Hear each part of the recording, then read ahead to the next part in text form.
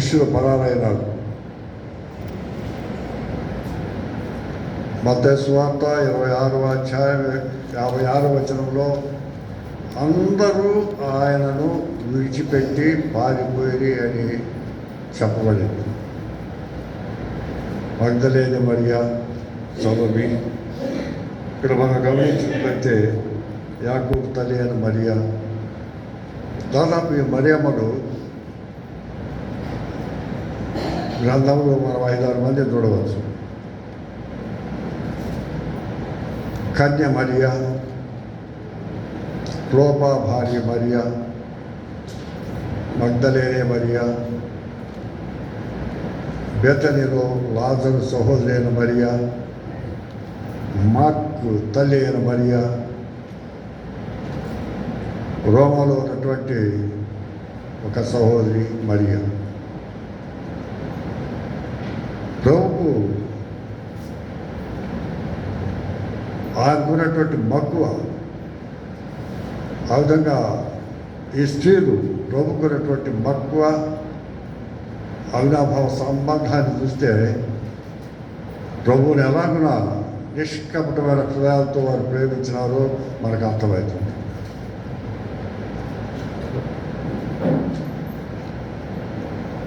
శిష్యులు ప్రత్యేకమైనటువంటి ఉద్దేశంతో ఆయన వెంబడించినారు.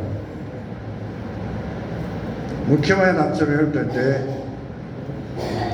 ప్రభువు వారికి ఒక రాజ్యం ఇస్తాడని, ఆ రాజ్యంలో ఆయన చెప్పినట్లుగా అధికారులుగా ఏరికలుగా ఉంటామనేటటువంటి తలంపు కలిగి, మరి కొందరైతే ఆయన కుడివైపున ఒకరు ఎడవైపున ఒకరు కూర్చోడానికి ఆయన అనుకూలం చేస్తాడనే తలంపు కలిగినప్పుడు, ఆయన సమాధి చేయబడినప్పుడు, మరణించినప్పుడు ఇక లాభం లేదని చేపలు పట్టుకునే దానికి వెళ్ళిపోయాడు.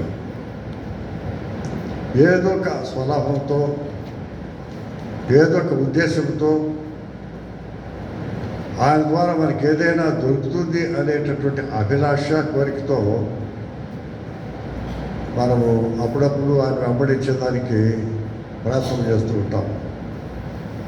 ఆయన మనకు నిత్యజీవము నిరీక్షణ ఇచ్చేదానికే, మన స్వాస్యాన్ని ఇచ్చేదానికే వచ్చినాడు కానీ భూసంబంధమైనటువంటి ఆశీర్వాదాలు మనకి ఇచ్చేదానికి రాలేదు. అలాగని మనల్ని విడిచిపెట్టినాడా అంటే అది కాదు. యోహాను 14:18 నేను మిమ్మల్ని అనాథలుగా విడవను అని చెప్పినాడు. మనం ఆయనతో ఉన్నాం, ఆయన వారం, ఆయన మన విమోచకుడు, మనవాడు. మనం ఆయన వారంగా ఉంటే ఆయన మనవాడుగా ఉంటాడు. అలాగున ఆయన తన ప్రాణం పాపాత్ముడైన మానవుడు పెట్టి తిరిగి లేచినాడు, మరణమును జయించి లేచినాడు. దాని చూడండి, 1 కొరింథీ 15వ అధ్యాయం 6వ మనం చూసుకున్నాం ఆ వాక్యాన్ని. 3వ వచనము 4వ వచనము తీర్చిన వారు అందరికీ పడేట్టుగా స్పష్టంగా చదవండి. ఆ విధంగా లేకపోతే దయచేసి మౌనంగా ఉండండి, వినపడేటట్టుగా చదవండి. చదివేవారు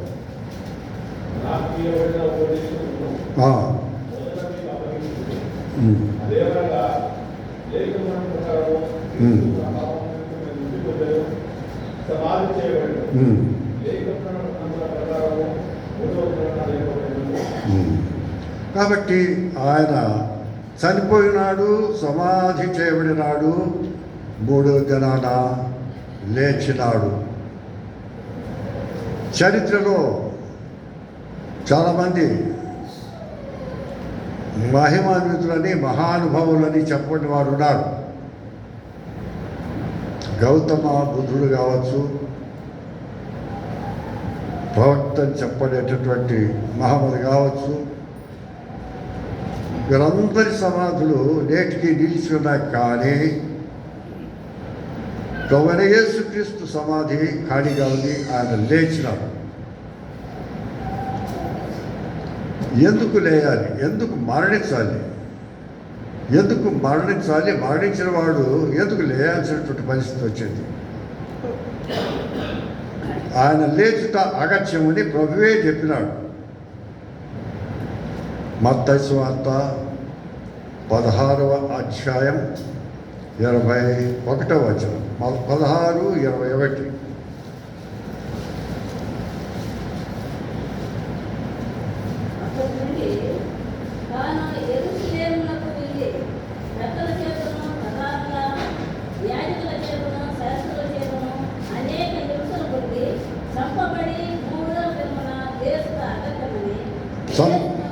చంపబడి లేచుట అగత్యమని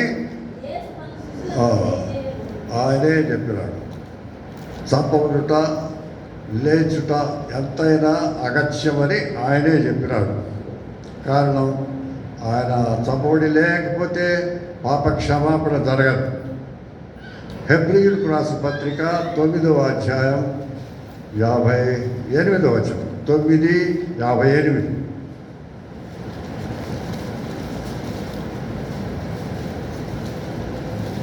చనిపోకపోతే పాప క్షమాపణ లే. 9:28.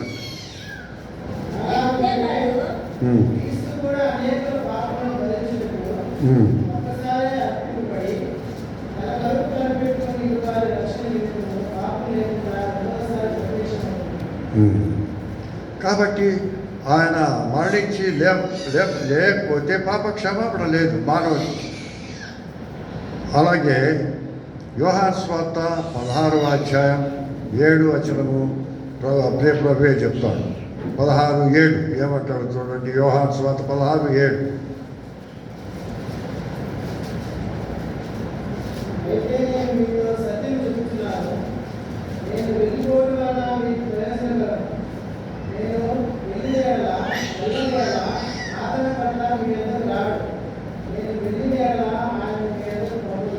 కాబట్టి మనకు ఆదరణకర్త అవసరం, పరిశుద్ధాత్ముడు అవసరం.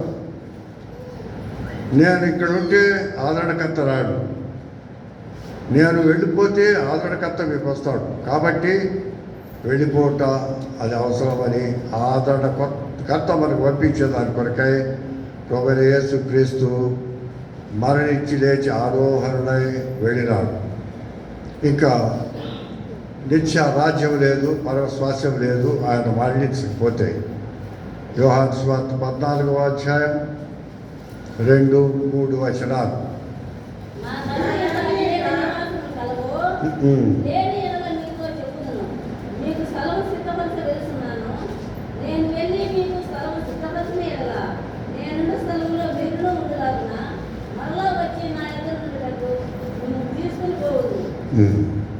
నేను మీకు స్థలము సిద్ధపరచ వెళుతున్నాను.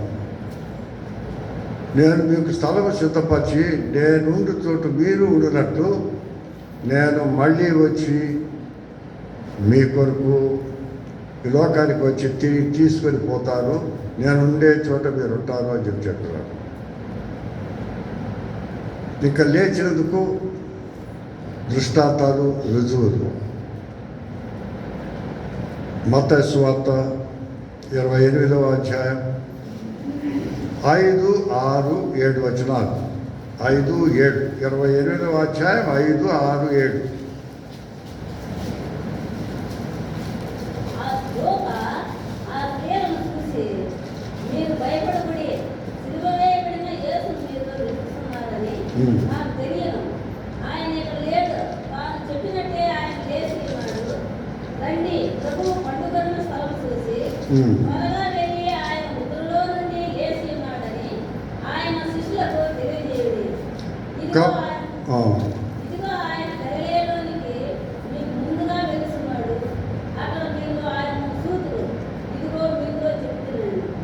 కాబట్టి ఆయన లేచినాడు అనేదానికి అది రుజువుగా ఉంది, నూతన సాక్ష్యం.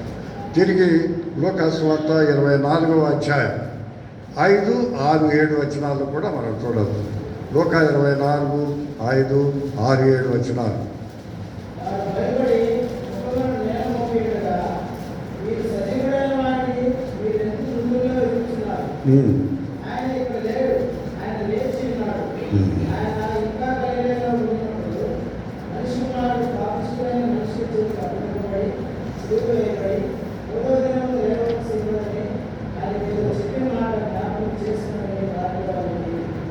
మీరెందుకు ఆయనను వెదకుతున్నారు?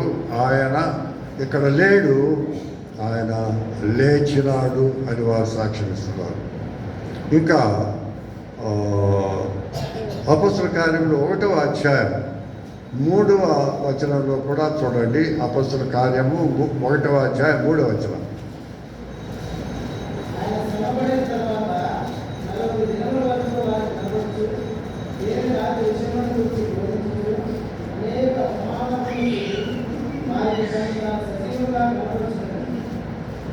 ఆయన లేచిన తర్వాత 40 దినములు అనేకులకు కనబడినాడు. ఆయన పునరుత్థానుడైన దినాన్నే 5 మారులుగా కనబడినట్టు, ఆ తర్వాత 40 దినాలలో 5 మారులు, 10 మారులుగా ఆయన లేచిన పిమ్మట కనబడినట్టుగా చరిత్ర చెబుతోంది. ఇంకా స్టెఫన్ సాక్ష్యం అపొస్తలుల కార్యములు 7వ అధ్యాయం 56వ వచనం. అపొస్తలుల కార్యములు 7:56.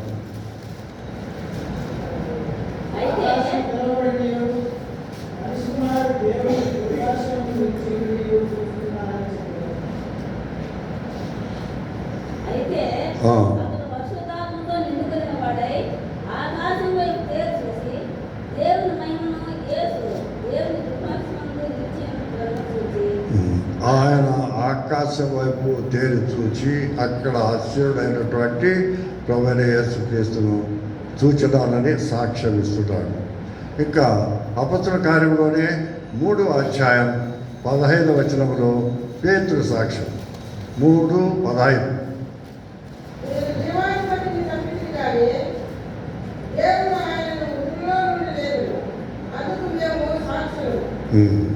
మృతుల్లో నుండి ఆయన లేపినాడు, దానికి మేమే సాక్షులము అని అంటున్నాడు.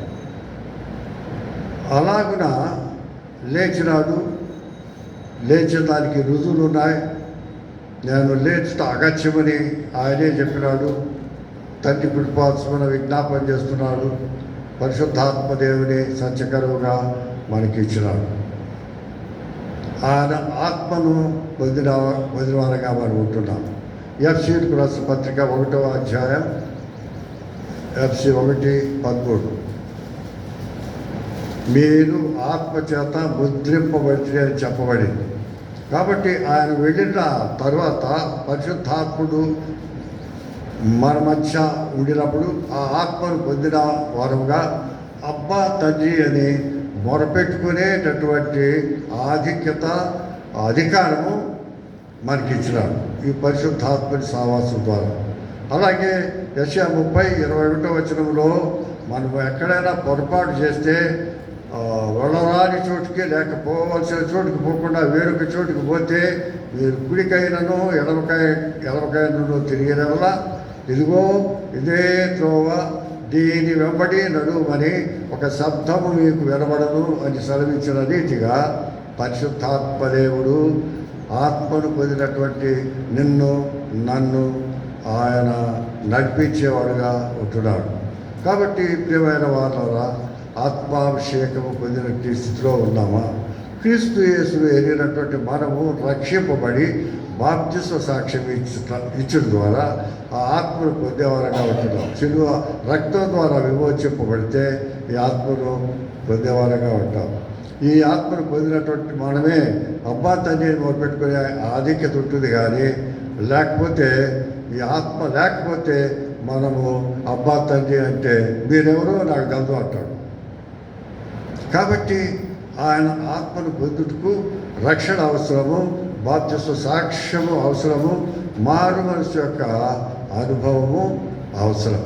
అలాగున ఆత్మాభిషేకము పొందిన వారంగా మనం ఉండాలనేది ప్రియ ప్రభు యొక్క ఉద్దేశం. ఆ విధంగా పాపి ఒక మానవుడుగా ఈ లోకంలో ఉండినప్పుడు కార్యం జరుగుతుంది. ఆయన ద్వారా విమోచింపబడతాం. యోహాను సువార్త 5వ అధ్యాయం 24వ వచనం. 5:24. ఆయనను ఎందరూ అంగీకరిస్తారో వారికందరికీ ఆయన కుమార్తెలుగా అయ్యేదానికి అధికారం అనుగ్రహించినాడు. అంగీ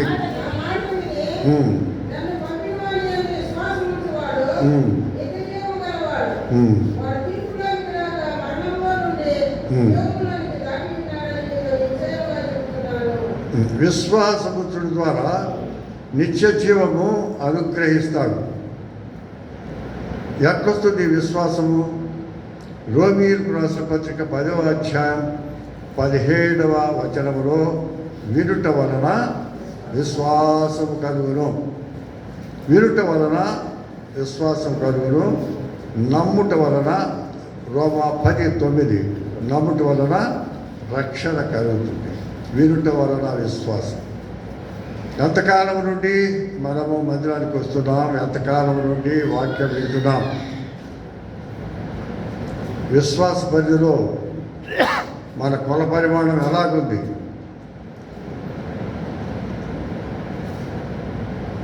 ఒక సందర్భంగా పాల్ సుబ్బయ్య కదిరి భైరవ పూజారి మత్స్య అవతారం అని, భైరవ అవతారం అని, నంది అవతారం అని, వరాహ అవతారం అని, ఇట్లా కొన్ని అవతారాలు ఉన్నాయి. దేవుళ్ళు దేవతలు అనిపించుకునే వారి పేరు చేపలుగా, పందులుగా, కుక్కలుగా వారు సేవింపబడుతున్నారు. ఈ భైరవ పూజారి అంటే కుక్కదేవుడికి పూజారిగా ఉండేవాడు పాల్ సుబ్బయ్య గారు.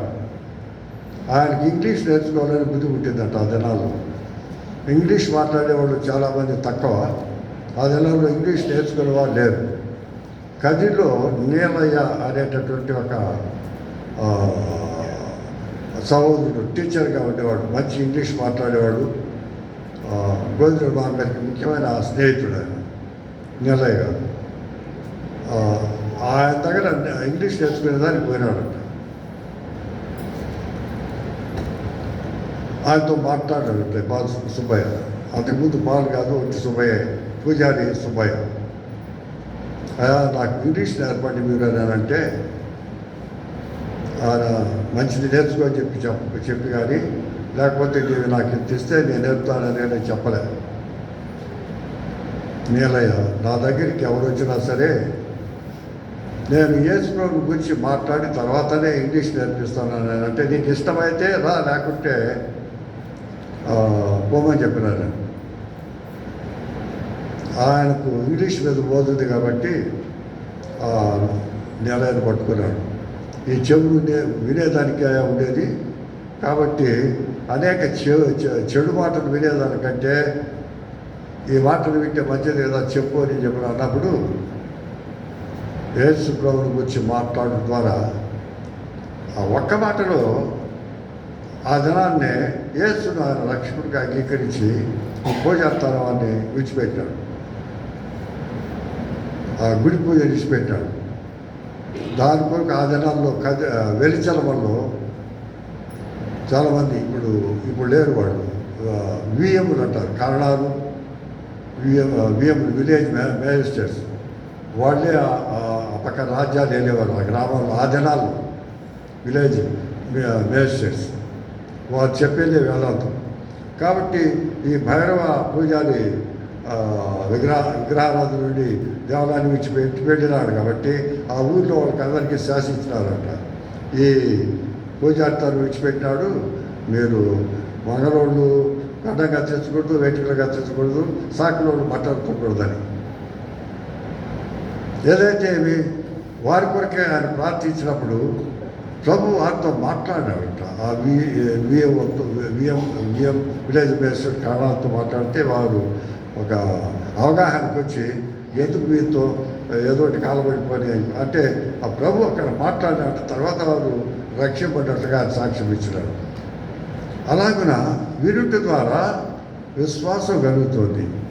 ఎంతకాలం నుండి మనం వింటున్నాం. ఏమైనా ఫలం ఉందా? విశ్వాసం ఇచ్చినామా? యేసును రక్షకుడని ఒప్పుకున్నామా? అలాగైతే ప్రభుకు స్తోత్రం. ఇటు అనుభవం లేకపోతే విని విడిచిపెట్టే పరిస్థితిలో ఉంటే ఏమి లాభం లేదు. ఎంతకాలం నుండి వచ్చినా ఎంతకాలం నుండి విన్నా లాభం ఏమీ లేదు. యేసును రక్షకుడిగా అంగీకరించుట అది ఎంతైనా నీకు నాకు యోగ్యమైనటువంటిది, అది అవసరమైనటువంటిది. కాబట్టి యేసును అంగీకరించుట ఎంతైనా అవసరం. పాప క్షమాపణ ఆయన ద్వారానే జరుగుతుంది. ఇక రెండవ అంశంగా 11, 25, 26 యోహాను సువార్త 11వ అధ్యాయం 25, 26 వచనం.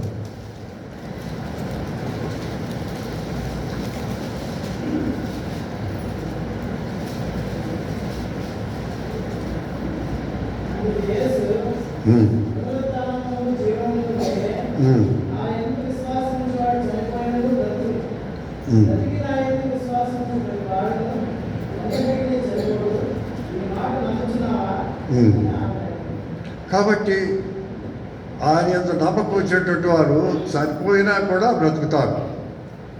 ఈ మాటలు నమ్ముతున్నావా? నమ్ముడి ద్వారా, విశ్వసించడం ద్వారా రక్షణ పొంది ప్రభుత్వం సంతోషపడేదానికి అవకాశం ఉంది. అంతైనా అవకాశం ఉంది. అలాగున విశ్వసించినటువంటి ఆయన పిల్లలు ప్రభుత్వం సదాకాలం ఉండేదానికి ఎంతైనా యోగ్యురాలు. ఇట్టి అనుభవం లేకపోతే ఎఫ్ఎస్సీలకు రాసిన పత్రిక 5వ అధ్యాయం 14వ వచనం. ఎఫ్ఎస్సీ 5:14.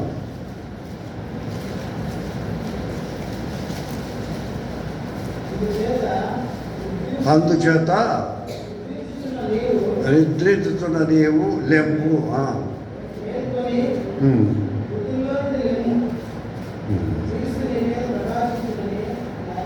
కాబట్టి ఇటువంటి మాంద్యం నీలో ఉంటే, మాంజుడుగా ఉంటే, మాంద్యం కలిగిన వాడు సోమరిగా ఉంటే, నిద్రపోతుగా ఉంటే ఇప్పుడైనా లే, క్రీస్తు యేసుని మీద ప్రకాశిస్తున్నాడు. అనేక రకాలైనటువంటి మాంద్యం ఉంది. లూకాసు సువార్త 21వ అధ్యాయం 21-34 ఆహారం వలన, మత్తు వలన చాలా అంశాలు ఉన్నాయి. దయచేసి చూడండి.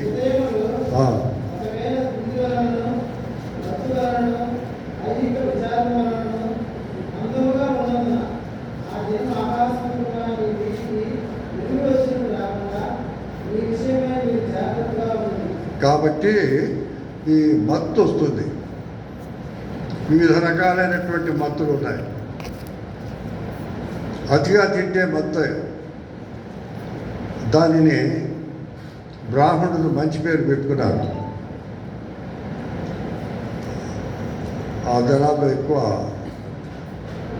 బ్రాహ్మణులు కందిపప్పు, గుమ్మడికాయలు, బియ్యంతో కూడినటువంటి పొంగల్ ఇట్లాంటివి తినేవారు, మొత్తాలు పెంచుకునేవారు. వారు ఆ మంచి పేరు పెట్టుకున్నారు, భుక్తాయాసం అని. భుక్తాయాసం అంటే తింటే మత్తు వస్తుంది, ఆయాసం వస్తుంది. వాళ్ళు లేరు, వాళ్ళు కొద్దిసేపు అయినా. అంటే మనకి అలవాటు ఉంది, వాళ్ళది ఇది మంచి అలవాటు వాళ్ళకి. చాలా మట్టుకు వాటిని లేపేదాన్ని కూడా లేదు. భుక్తాయాసం ఇదొక మత్తు. తాగితే అదొక మత్తు. ఆ రీతులుగా నిద్రించితే అతిగా నిద్ర, అది ఒకటి మత్తులో ఉంది. నిద్రించుతున్న నీవు లెమ్ము. సామెతల గ్రంథం 24వ అధ్యాయం 33వ వచనం. 24:33.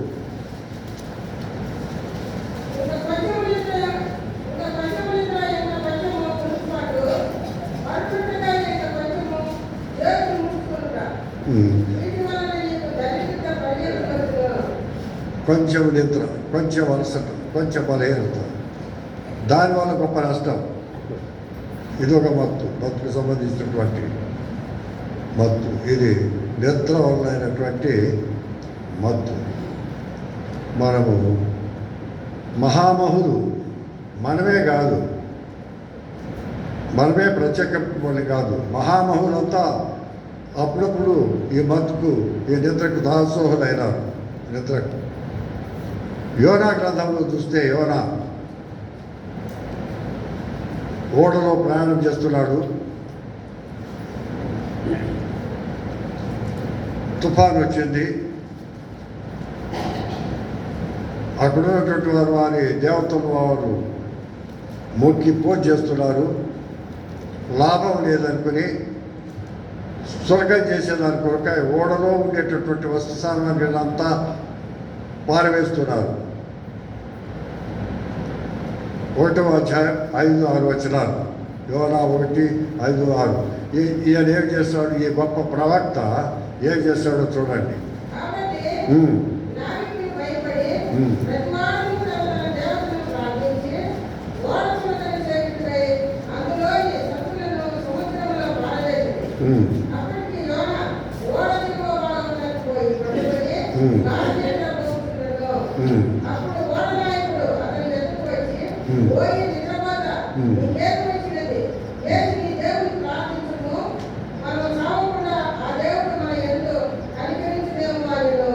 ఒక అన్యుడైనటువంటి ఓడ చుక్కాని నడిపేటటువంటి నావ నడిపేటటువంటి వాడు పోయి నిద్రపోతా అంటున్నాడు. గొప్ప ప్రవక్త నిద్రపోతూ నిశ్చింతగా నిద్రపోతున్నాడు. ఏం పట్టించుకోవడం లేదు, నిద్ర. ఆ తర్వాత వేరే విషయము, ఆ సోమతనాన్ని బట్టి నిద్ర బట్టి ఆ చేప గర్భంలోకి వెళ్ళవలసి వచ్చింది. తప్పు ఒప్పుకున్నప్పుడు దగ్గర దేవుడు క్షమించినాడు, మరణించినాడు. ఇదొక నిద్ర మొత్తం. ఇక త్రాగుబోతుతనం కూడా. నాకు ఒక స్నేహితుడు ఉండేవాడు. ఆయన భార్యను పిల్లలను మందిరానికి పంపిస్తాడు. ఆదివారం మందిరానికి వచ్చేవాడు కాదు. వాళ్ళ నాయన పెద్ద భక్తుడు, మంచి విశ్వాసే. కుటుంబం రక్షింపబడింది. ఒకసారి ఆయన చెప్పినాడు, ఏమి సోదరుడా అందరినీ పంపించి నువ్వు ఇంటికాడు ఉంటావు అని అంటే ఏదో ఇట్లా ఉంటుంది నా పరిస్థితి అని నాకు ఒక అనుమానం ఉందని ఆ అనుమానం తెచ్చమని చెప్పినాడు. ఏమిటి అనుకున్నటువంటి అనుమానం అంటే, పౌలే చెప్పినాడు కదా, కొంచెం ద్రాక్షరసం పుచ్చుకొని అని సలహా ఇచ్చినాడు. మీరు ద్రాక్షరసం పుచ్చుకుంటే అదేం తప్పులేదు కదా అని చెప్పినది. ఎలాగునా ఏదో ఒకటి పేరు పెట్టి తప్పించుకునేదానికి మార్గాలు. అయితే ప్రభు కృపను బట్టి ఆయన రక్షింపబడినాడు. తర్వాత ఆయన మరణం వరకు నమ్మకంగా ఉన్నాడు. ప్రతిరోజు నిద్రలేవగానే కుటుంబ ప్రాంతం అయిపోతానే బస్ స్టాండ్ పరిసర ప్రాంతాల్లో తిరిగి కరపత్రాలు ప్రభుని గురించి చెబుతూ, ప్రభుని భయపడుతూ, ప్రభుని గురించి సాక్ష్యం ఇస్తూ వచ్చినాడు. మత్తు మానవుని చిత్తు చేస్తుంది. 23 సామెతలు 23, 31, 32. సామెతలు 23, 31, 32. ద్రాక్షారసము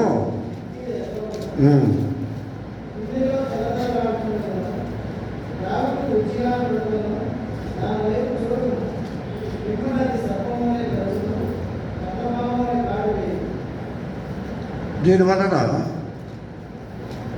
అది కట్లపాములే కలుస్తుందని చెప్పబడింది మరో సందర్భంలో. ద్రాక్ష చూసేదానికి ఇప్పుగా ఉంటుంది, కలర్ఫుల్గా ఉంటుంది, రమ్యముగా కూడా ఉంటుంది. అది నష్టానికి దారి చేస్తుంది, ఎంతైనా నష్టం చేస్తుంది. నోవహు ఆదికాండము 7వ అధ్యాయం 7వ అధ్యాయం 1వ వచనం గమనించినట్టయితే ఆయన గురించి చెప్పడం ఎవరైనా 7:1. నోవహు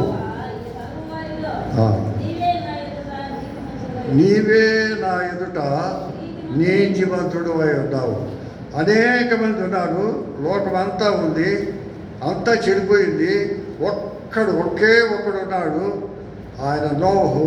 నీవే నా ఎదుట నీతిమంతుడు అన్నావు. నోవహు నీవే నా దృష్టిలో నీతిమంతుడు, నాకు ఇష్టడు అని నోవహుని గురించి దేవుడే సాక్ష్యం ఇచ్చినాడు. ఈ నోవహు ఏమి చేసినాడు? 9వ అధ్యాయంలో చూస్తే 20వ వచనం నుండి 20-21, ఆదికాండం 9:20-21.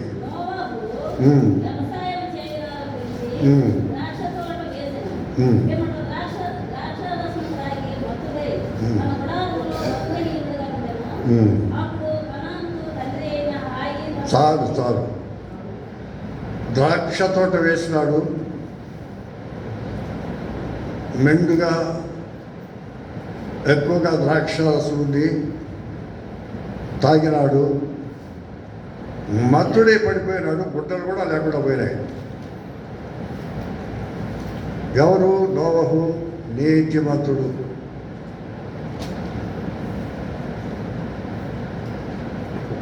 అలాగే 2వ పేతురు 2వ అధ్యాయం 8వ వచనం, అక్కడ ఒక భక్తుడు ఉన్నాడు. ఎవరి నీతిమంతుడు? లోతు.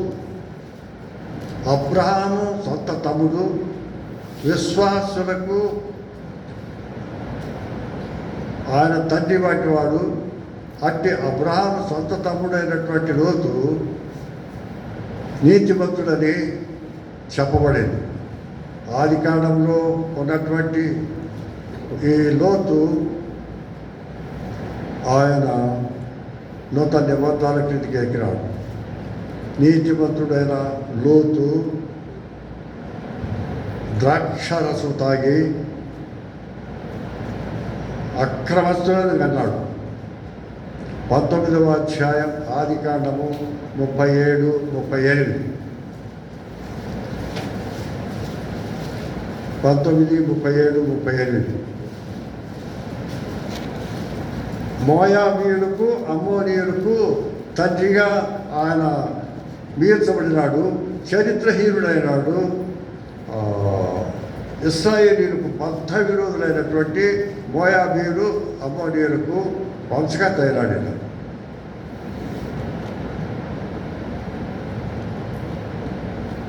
ఇంకా తిండి విషయంలో నష్టపోయినటువంటి ఒక ఆయన ఉన్నాడు, ఏశావు. ఆదికాండము 25వ అధ్యాయం 24వ వచనం, 25-24. ఒప్పందం చేసుకున్నాడు యాకోబుతో.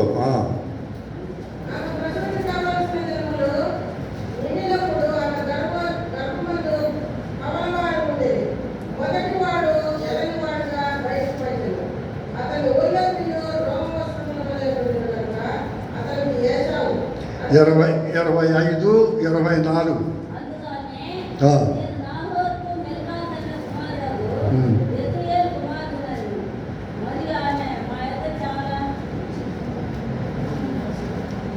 ఇరవై 25-24 కాదా?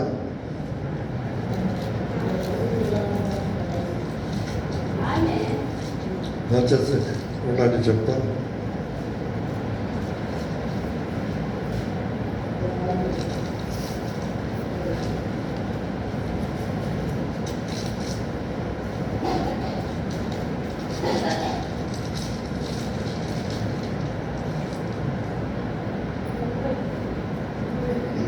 యాకోబు ఆహారమును చిక్కుడుగాయల వంటకమును ఏశావుకి ఇచ్చెను.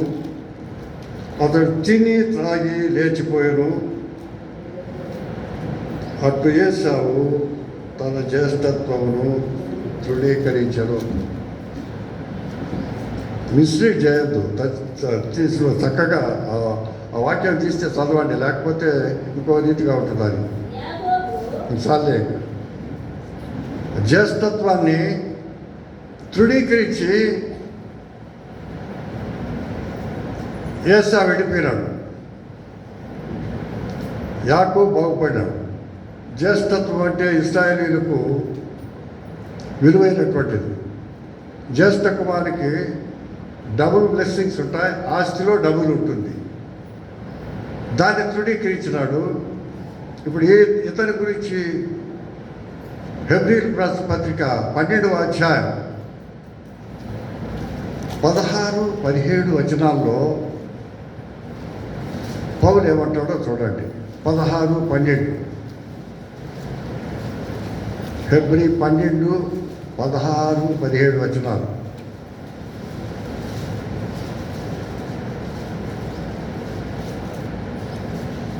ఒక పూట కూర్చుకోకాయ జ్యేష్ఠత్వమును అమ్మివేసిన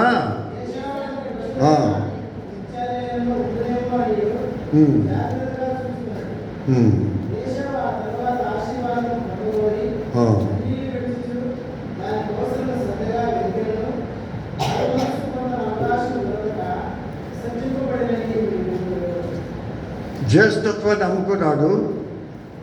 తర్వాత ఆశీర్వాదం కొరకు ఎంతో ప్రయాసపడినాడు, కానీ అది సాధ్యం కాకపోయింది. గొప్ప నష్టాన్ని ఏసావు మూటగట్టుకున్నాడు.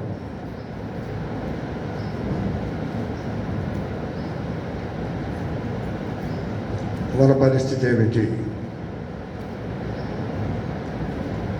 మనం కూడా ఎక్కడో ఒక చోట తక్కువైనటువంటి పరిస్థితే.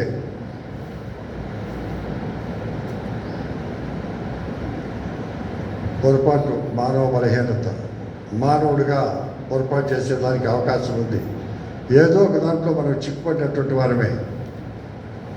1 కొరింథీ 6వ అధ్యాయం 9-10 వచనాలు. 1 కొరింథీ 6, 9, 10. చేయరాని కార్యాలు అక్కడ ఉన్నాయి, చదవండి.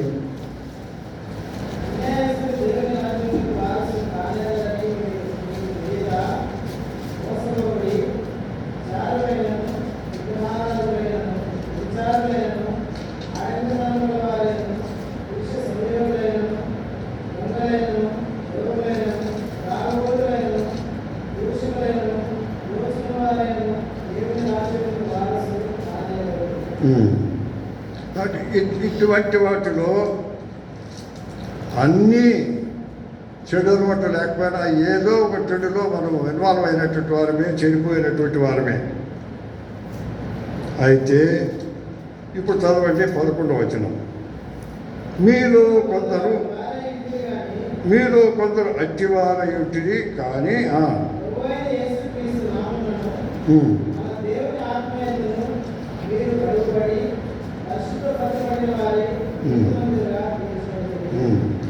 కొందరు అట్టివారయుంటిరి, కానీ ప్రభువైన క్రీస్తు నామమును బట్టి దేవుని ఆత్మయందు మీరు కడగబడి పరిశుద్ధపరచబడిన వారై నీతిమంతులుగా తీర్చబడి. కాబట్టి తీర్చబడినటువంటి మనము ఇప్పుడు ఎలా ఉండాలి? 1 పేతురు 4వ అధ్యాయం 30. అన్యజనుల ఆచార వ్యవహారాలను అనుసరించుటకు గతించిన కాలమే చాలును అని చెప్పబడేది. చాలు, ఒకప్పుడు వాళ్ళతో తిన్నాం, తాగినాం, ఇక చాలు. ఇకను అట్టివాటితో మనకు నిమిత్తం లేదు. మీరు కొందరు అట్టివారు అయ్యుంటిని, అయితే ఇప్పుడు మార్చబడినారు. మీ బ్రతుకులు మార్చుకొని ఆ నిబంధన కింద ఆ పద్ధతిలో మీరు ఉండండి అనేది ఇది హెచ్చరికగా ఉంది. అంత మాత్రమే కాదు, తర్వాత అంశాన్ని చూస్తే మనం తిరిగి లేఖనాలకు వస్తే లూకా సువార్త 21వ అధ్యాయం 35, 36. లూకా 21, 35, 36.